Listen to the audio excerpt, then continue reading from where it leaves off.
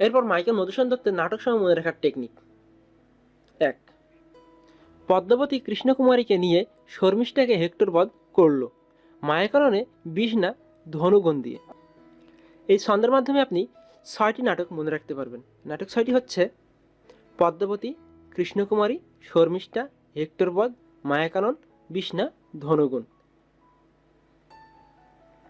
পদ্মাবতী প্রকাশিত হয় 1860 সালে, কৃষ্ণকুমারী প্রকাশিত হয় 1861 সালে, শর্মিষ্ঠা প্রকাশিত হয় 1858 সালে, হেক্টর বধ প্রকাশিত হয় 1871 সালে, মায়াকানন প্রকাশিত হয় 1873 সালে, বিষ না ধনুগুণ প্রকাশিত হয় 1873 সালে। টেকনিক নম্বর 2 হচ্ছে শর্মিষ্ঠা ও পদ্মাবতী কৃষ্ণকুমারীর মতো মায়াকাননে বসেছিলেন। এই ছন্দ থেকে আপনি 4টি নাটক মনে রাখতে পারবেন। নাটক 4টি হচ্ছে